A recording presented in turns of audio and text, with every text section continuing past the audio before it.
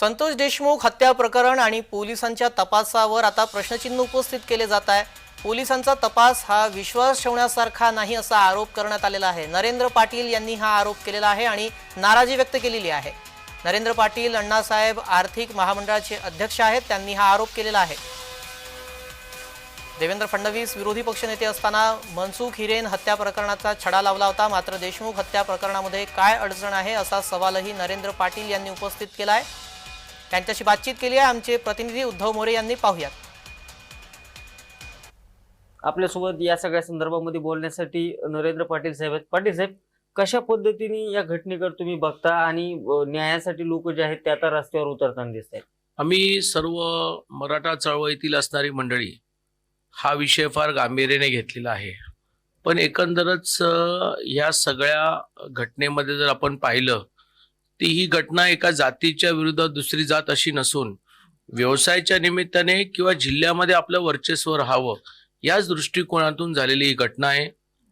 काही जे आरोपी अजून फरार आहेत, मला आश्चर्य वाटतं की राज्याचे मुख्यमंत्र्यांकडनं पोलीस डिपार्टमेंटकडनं अजून ते आरोपी का पकडले गेले नाही।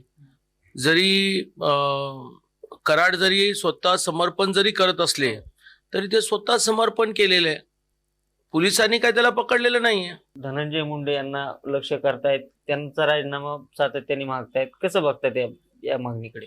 नाही, एकंदरच 10 वर्ष झाली या जिल्ह्याचं पालकमंत्रीपद कधीतरी आमच्या पंकजाताई मुंडेंकडे होतं, कधीतरी धनंजय मुंडेंकडे होतं, आणि अशा परिस्थितीमध्ये बीडकर म्हणून एक सामान्य नागरिक म्हणून सगळ्यांचंच म्हणणं आहे की तात्पुरत्या धनंजय मुंडे साहेबांना या जिल्ह्याचं पालकमंत्रीपद देऊ नये, जोपर्यंत अंतिम त्या ठिकाणी सगळे धागेदोरे या हत्याराचे सगळे लोक पकडत नाहीत। ह्याचं लोन वाढतच चाललंय। आता उद्या परभणीला आहे, तुम्ही जाताना नाही, मात्र परवा दिवशी पुण्यामध्ये आहे, कसं बघता याच्याकडे? तर प्रत्येक जिल्ह्यामध्ये मोर्चा येईल, कारण ह्याच्या मागचं जे कृत्य आहे इतकं अमानुष पद्धतीनं स्वर्गीय देशमुखांची हत्या करण्यात आलेली आहे, तर त्या चोरांना त्या मारेकरांना तर सोडायचं नाहीच आहे, परंतु ही वस्तुस्थिती काय आहे ही समाजासमोर महाराष्ट्रासमोर आली पाहिजे। उद्धव मोरे, जय महाराष्ट्र, बीड।